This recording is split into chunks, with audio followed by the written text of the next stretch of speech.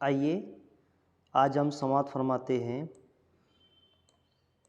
صفحہ نمبر 92 پہ نون میم راشد۔ نون میم راشد یہ ایک اچھے شاعر گزرے ہیں۔ ان کی ایک نظم سماعت فرماتے ہیں، زندگی سے ڈرتے ہو، زندگی سے ڈرتے ہو۔ تو آئیے دیکھتے ہیں پیش درس جوش اور اقبال کے بعد، یعنی جوش ملے آبادی اور ڈاکٹر علامہ اقبال کے بعد، یہ دونوں شاعر کے بعد اردو شاعری بہت سی روایتوں سے آزاد ہو گئی تھی، یعنی کہ شاعری لکھنے کے جو فنی نکات ہے ان روایت کو توڑ کر، ان بندھنوں سے ہٹ کر ایک نئی راہ پیدا ہو گئی تھی۔ اس زمانے میں قصیدے، مثنوی وغیرہ کا اصناف کا چلن کم ہو کر ختم ہو گیا تھا۔ یعنی یہاں یہ بات بتائی جا رہی ہے کہ اس زمانے میں، یعنی کہ قدیم زمانے میں قصیدے اور مثنویاں بہت زیادہ لکھی جاتی تھی۔ تو قصیدے اور مثنوی وغیرہ یہ جو دونوں صنفوں میں لکھی گئی ہے اسے کہتے ہیں اصناف۔ اصناف صنف کی جمع ہے، تو یہ دونوں صنفوں میں لکھی گئی، تو اس کا لکھنے کا چلن کم ہو کر بالکل ختم ہو گیا تھا، یعنی کہ ختم سا ہو گیا تھا، یعنی کہ قریب قریب، یعنی شاعروں نے لکھنا بند کر دیا تھا۔ اور مغربی اصناف شعر کی تقلید میں، یعنی کہ مغرب کے سمت میں جو قسموں میں شعر کی تقلید ہوتی تھی، شعر کو بنایا جاتا تھا، اس میں اردو شعراء آزاد اور مورا نظم کی حیتیں اختیار کرنے لگی تھی۔ یہاں پر نظمیں آزاد نظم بھی ہوتی ہے جس کے مصرعے چھوٹے بڑے ہوتے ہیں۔ نظم کی حیتوں کے ساتھ ساتھ اس کے موضوعات میں بھی بہت تبدیلیاں آئی تھیں، یعنی کہ الگ الگ موضوعات پر، الگ الگ ٹاپک پر بہت سارے نظمیں لکھی گئی تھی۔ تو دیکھیے یہاں مغربی اصناف شعر کی تقلید میں، تقلید کہتے ہیں کسی کے قدم با قدم چلنے کو، کسی کے قدم با قدم چلنے کو۔ تو مغربی اصناف یعنی کہ مغربی سمت میں جو شاعری کی جاتی تھی، جس صنف میں کی جاتی تھی، تو اس میں اس کی پیروی پر اردو شعراء نے بھی آزاد اور مورا نظم کی حیتیں اختیار کرنے لگی تھی۔ نظم کی حیتوں کے ساتھ ساتھ اس کے موضوعات میں بھی بہت تبدیلیاں آئی تھیں۔ دو عالمی جنگوں کے اثرات دنیا بھر کے ممالک پر پڑے، اور ان کے بعد یورپ اور امریکہ میں ظہور پانے والے فلسفیانہ نظریات نے مشرقی ملکوں کو بھی متاثر کیا، یعنی کہ ممالک پر ایسے اثرات پڑے۔ دو عالمی جنگ جب ہوئی تھی تو دونوں عالمی جنگوں کے اثرات پوری دنیا پر پڑے تھے، اور ان کے بعد یورپ اور امریکہ میں ظہور پانے والے، یعنی کہ ابھرنے والے فلسفیانہ کہتے ہیں علم و حکمت و دانائی کو، تو فلسفیانہ نظریات نے مشرقی ملکوں کو بھی بہت متاثر کیا، جس کے نتیجے میں اشتراکی وجودی اور جمالیاتی نظریات عام ہونے لگے۔ ترقی پسند ادبی تحریک کے آغاز کے کچھ برسوں کے بعد اس سے وابستہ بہت سے فنکاروں نے الگ راہ اپنا لی، جو شعر و ادب پر بیرونی سیاسی افکار کے جبر کو قبول نہیں کرتے تھے۔ یہ گروہ حلقہ ارباب ذوق کہلایا۔ اس کے بعد اس میں نون میم راشد، یعنی کہ یہاں پر کچھ الفاظ کے معنی آپ کو میں بتانا بھول گیا، تو یہاں پر دیکھیے ظہور دیا ہوا ہے۔ تو یہاں پر ظہور کے معنی ہوتے ہیں اعلان، اظہار کے، اور فلسفیانہ کہتے ہیں علم و حکمت کو۔ تو یورپ اور امریکہ میں ظہور پانے والا علم کے نظریات سے مشرقی ملکوں کو بھی متاثر کیا، جس کے نتیجے میں اشتراکی وجودی اور جمالیاتی نظریات عام ہونے لگے۔ اس کے بعد میں ترقی پسند ادبی تحریک کے آغاز کے کچھ برسوں کے بعد اس سے وابستہ، یعنی کہ اس سے جڑے ہوئے، اس سے وابستہ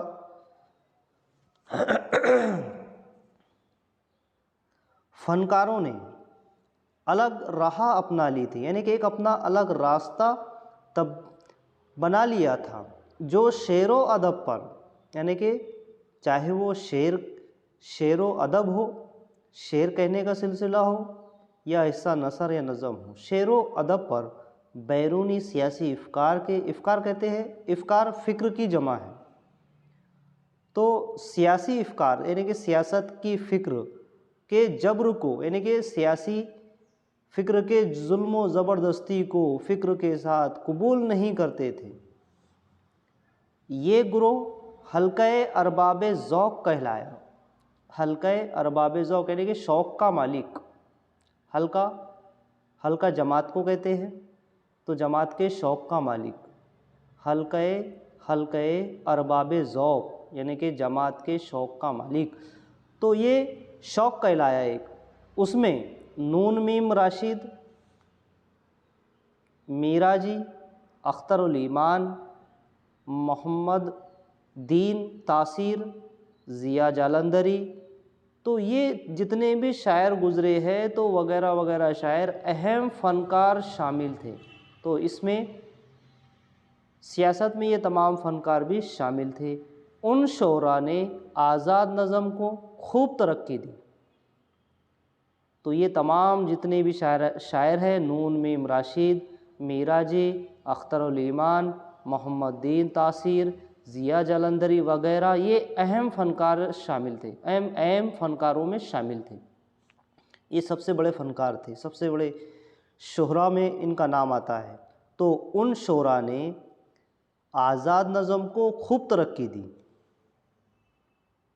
اور اسے اپنے زمانے میں نظم کی مقبولیت بنا دیا۔ مقبولیت یعنی قبول کرنے والی۔ آزاد نظم میں شاعری کی روایتی زبان سے بھی اختلاف کیا گیا۔ لوگوں نے اس میں فرق محسوس کیا۔ اختلاف کرنا یعنی کہ فرق محسوس کرنا، اختلاف کیا۔ نئے استعارہ کہتے ہیں تھوڑی دیر کے لیے کسی چیز کو کچھ اور فرض کر لیا جائے، تو یہ استعارہ ایک شعری صنعت ہے۔ یہ تشبیہ یعنی کہ کسی چیز سے مثال دے رہے ہیں، اس کے ہبہو بتا رہے ہیں، اور خاص طور پر شعری پیکر،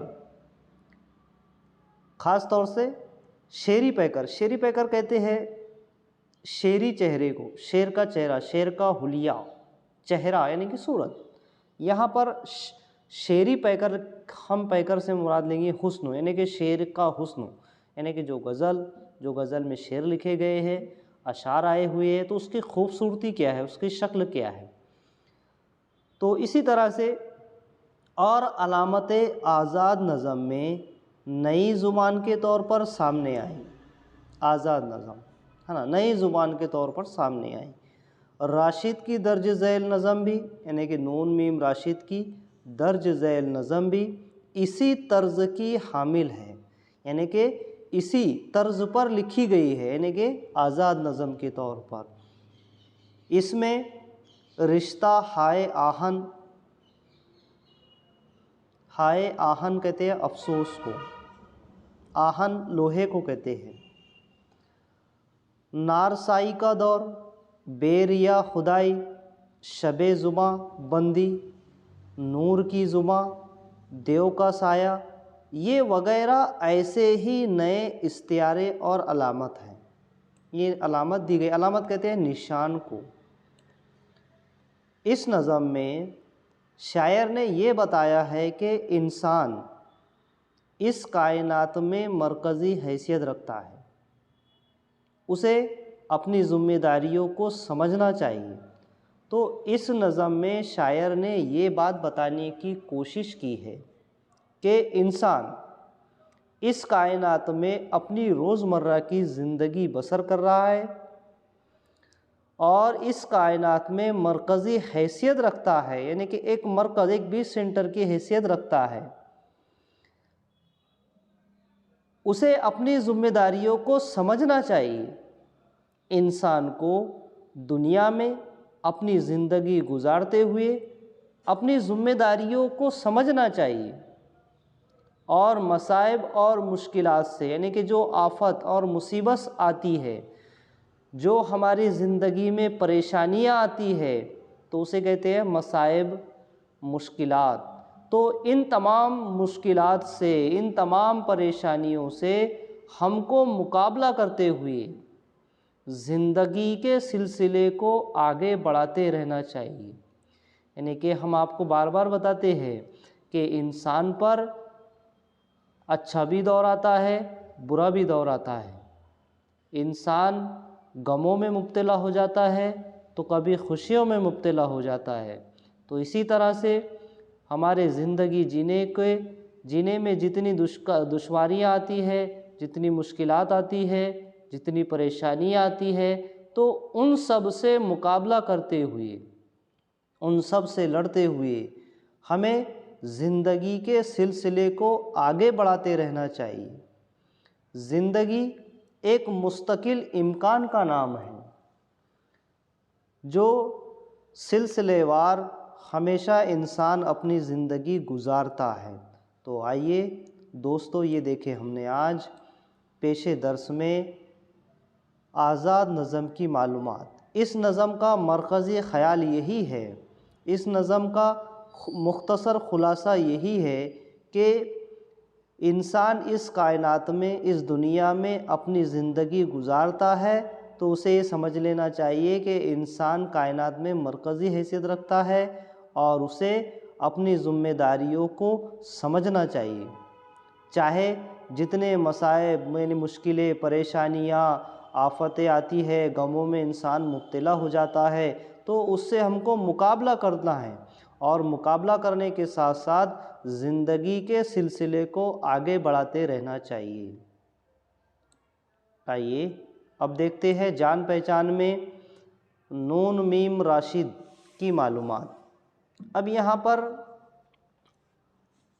ہم دیکھیں گے کہ نون میم راشد کا پورا نام نذیر محمد راشد تھا، اس لیے انہوں نے نون، نظر کا نون لکھ لیے شارٹ فارم میں اور محمد کا میم، اس لیے اسے کر دی انہوں نے نون میم راشد۔ تو نذر محمد راشد ان کا مکمل نام ہے۔ ادبی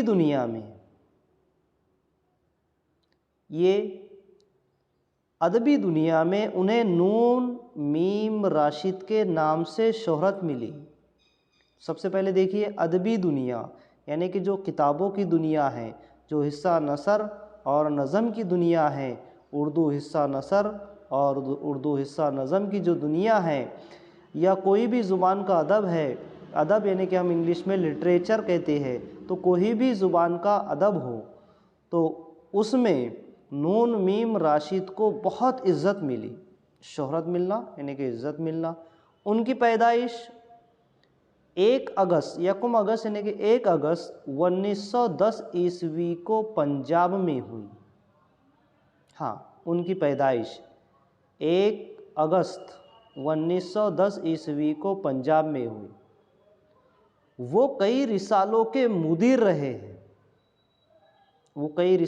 رسالے کہتے ہیں رسالہ یعنی کہ میگزین، جو ماسک پستیکا، مراٹھی میں ماسک پستیکا کہتے ہیں، تو رسالہ، تو رسالوں کے مدیر بھی رہے، مدیر یعنی کہ ایڈیٹر۔ تو انہیں ترجمہ نگاری سے خاص شغف حاصل تھا، یعنی کہ ایک لگاؤ تھا، بے حد محبت تھی، شغف کہتے ہیں بے حد محبت کو، رغبت کو، شغف یعنی کہ رغبت، رغبت یعنی کہ محبت، یعنی کہ بے حد محبت تھی۔ کیسے؟ اردو ترجمہ کرنے سے نون میم راشد کو بہت محبت تھی۔ تو یہ ترجمہ نگار تھے، انہوں نے کچھ عرصے یعنی کہ کچھ سال فوج میں بھی ملازمت کی، وہ ایک فوج میں بھی رہے۔ اس سلسلے میں ان کا قیام ایران اور بعض دوسرے ملکوں میں رہا، یعنی کہ جب وہ فوجی تھے تو اس وقت جب وہ فوجی کی ملازمت اختیار کرتے تھے تو اس وقت اس سلسلے میں ان کا قیام زیادہ تر کہاں ان کو ٹھہرنا ہوتا تھا؟ وہ شہر کا نام ہے ایران اور بعض دوسرے ملکوں میں رہا، یعنی کہ ان کا قیام بعض دوسرے ملکوں میں، ایران کے علاوہ دوسرے ملکوں میں بھی وہ جا کر آئے ہوئے ہیں، وہاں ٹھہرے ہوئے ہیں۔ آخر میں ان کا انتقال 9 اکتوبر 1975 عیسوی کو برطانیہ میں ہوا۔ برطانیہ میں ان کا انتقال ہو گیا۔ اب اس کے بعد دیکھیے، نون میم راشد نے نظم کی حیت میں کئی تجربے کیے اور آزاد نظم کو فروغ دیا۔ جو آزاد نظم لکھی گئی ہے، یعنی کہ آزاد نظم کہتے ہیں جس کے مصرے چھوٹے اور بڑے ہوتے ہیں، یعنی کہ یہاں دیکھیے یہ ان کی نظم ہے، زندگی سے ڈرتے ہو، زندگی تو تم بھی ہو، زندگی تو ہم بھی ہے، یعنی کہ ایک مصرع چھوٹا ہے اور دوسرا بڑا۔ اسی طرح آئیے آگے معلومات دیکھیے۔ نون میم راشد نے نظم کی حیت میں کئی تجربے کیے اور آزاد نظم کو فروغ دیا۔ وہ اپنی شاعری میں ایک دانشور یعنی کہ ایک عقل مند کے طور پر نمایاں ہوئے، یعنی کہ سامنے آئے۔ ان کی نظموں میں طے داری پائی جاتی ہے۔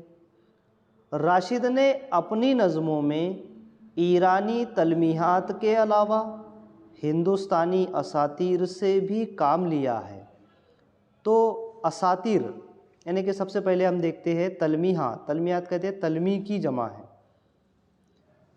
تو انہوں نے ایرانی تلمیحات کے علاوہ یعنی کہ وہاں کے واقعوں کے علاوہ وہ ہندوستانی اساطیر سے بھی کام لیا ہے، یعنی کہ ہندوستانی قصے اور کہانیوں سے بھی انہوں نے کام لیا ہے۔ اساطیر کہتے ہیں قصے، کہانیاں، تو یہاں پر ہندوستانی اساطیر یعنی کہ ہندوستانی قصے اور کہانیاں سے بھی انہوں نے کام لیا ہے۔ انہوں نے علامتی زبان میں یعنی کہ علامت کے طور پر، علامت کہتے ہیں نشان کو، اس میں سامراجی سے مراد نظام حکومت کے بادشاہ کی طاقتوں کو کہتے ہیں، سامراجی طاقتوں کی، یعنی کہ جو نظام حکومت تھی تو نظام حکومت کے بادشاہ کی طاقت، تو اس کی طاقتوں کے استحصالی یعنی کہ چھیننا یا حاصل کرنا، سازشوں کو بے نقاب کیا تھا، یعنی کہ جو چیز پر قبضہ کر لیا جاتا تھا تو اس کو انہوں نے بے نقاب کیا تھا، یعنی کہ لوگوں کے سامنے رکھ دیا تھا۔ مشرق پر مغرب کی بالادستی کہتے ہیں کسی پر اختیار کرنا، تو مشرق پر مغرب کی بالادستی یعنی کہ مشرق کا مغرب پر اختیار، اور مغرب کے ہاتھوں مشرق کے سیاسی استحصال یعنی کہ حاصل کرنا، سیاست کو حاصل کرنا کے خلاف راشد نے کھل کر آواز بلند کی۔ اپنی عملی زندگی کے آغاز میں یعنی کہ جو اپنی زندگی تھی، عمل کے ساتھ اپنی زندگی گزارتے تھے، اس میں تو اس کے آغاز میں یعنی کہ اس کے زندگی گزارنے کے شروعات میں راشد کچھ دنوں تک آل انڈیا ریڈیو سے وابستہ رہے، یعنی کہ پرانے دور میں ریڈیو کا چلن زیادہ تھا، تمام لوگ ریڈیو پر خبریں، فلمی نغمے، ڈرامے وغیرہ سنا کرتے تھے۔ تو یہ نون میم راشد یعنی کہ نذر محمد راشد آل انڈیا ریڈیو سے وابستہ رہے، یعنی کہ جڑے ہوئے رہے۔ زندگی کا خاصا بڑا حصہ ملازمت کے سلسلے میں انہوں نے ایران میں اور پھر UNO یعنی کہ امریکہ میں گزارا۔ تو انہوں نے ملازمت کے سلسلے میں یعنی کہ نوکری کے سلسلے میں، روزی روٹی کمانے کے سلسلے میں انہوں نے اپنا بہت زیادہ زندگی کا حصہ، بہت بڑا حصہ، زیادہ نہیں بلکہ بڑا حصہ ایران اور پھر UNO یعنی کہ UNO امریکہ میں گزارا، ایران اور امریکہ میں۔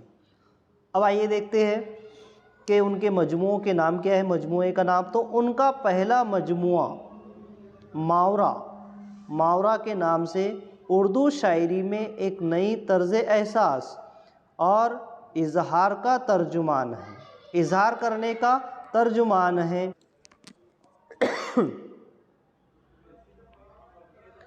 تو یہاں پر ہم دیکھ رہے تھے کہ زندگی کا خاصا بڑا حصہ ملازمت کے سلسلے میں انہوں نے ایران میں اور پھر UNO یعنی کہ امریکہ میں گزارا۔ ان کا پہلا مجموعہ ماورا اردو شاعری میں ایک نئے طرز احساس اور اظہار کا ترجمان ہے۔ ماورا کے بعد راشد کے دوسرے شعری مجموعے شائع ہوئے ایران میں اجنبی۔ یہ ان کا شعری مجموعہ ہے لا انسان اور گمان کا ممکن۔ تو یہ گمان کا ممکن ان کا کلیات بھی شائع ہو چکا ہے، اس نام سے انہوں نے اپنا کلیات شائع کر چکے ہیں۔ تو آئیے سرسری طور پہ ایک بار نظم سماعت فرماتے ہیں۔ زندگی سے ڈرتے ہو، زندگی تو تم بھی ہو، زندگی تو ہم بھی ہے۔ آدمی سے ڈرتے ہو، آدمی تو تم بھی ہو، آدمی تو ہم بھی ہے۔ اگلا بند دیکھیے، آدمی زباں بھی ہے، آدمی بیاں بھی ہے، اس سے تم نہیں ڈرتے۔ حرف اور معنی کے رشتہ ہائے آہن سے آدمی ہے وابستہ، آدمی کے دامن سے زندگی ہے وابستہ۔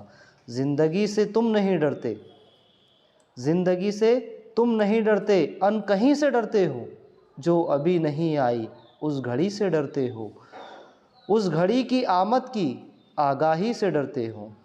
آئیے اسی طرح تیسرا بند دیکھیے کہ پہلے بھی تو گزرے ہے، پہلے بھی تو گزرے ہے دور نارسائی کے، بے ریا خدائی کے، پھر بھی یہ سمجھتے ہو ہیچ آرزو مندی، یہ شب زباں بندی ہے راہ خدا بندی۔ تم مگر یہ کیا جانو، لب اگر نہیں ہلتے ہاتھ جاگ اٹھتے ہیں، ہاتھ جاگ اٹھتے ہیں راہ کا نشان بن کر، نور کی زباں بن کر، ہاتھ بول اٹھتے ہیں صبح کی اذان بن کر۔ روشنی سے ڈرتے ہو، روشنی تو تم بھی ہو، روشنی تو ہم بھی ہے، روشنی سے ڈرتے ہو۔ شہر کی فصیلوں پر دیو کا جو سایہ تھا پاک ہو گیا آخر، رات کا لبادہ بھی چاک ہو گیا آخر، خاک ہو گیا آخر۔ ازدحام انسان سے فرد کی نوع آئی، ذات کی صدا آئی، راہ شوق میں جیسے رہا رو کا خون لپکے، ایک نیا جنوں لپکے آدمی جھلک اٹھتے۔ آدمی ہنسے دیکھو شہر پھر بسے دیکھو، تم ابھی سے ڈرتے ہو، ہاں ابھی تو تم بھی ہو، ہاں ابھی تو ہم بھی ہے، تم ابھی سے ڈرتے ہو۔ تو یہ ہے آزاد نظم، جس کا خلاصہ ہم کل سماعت فرمائیں گے۔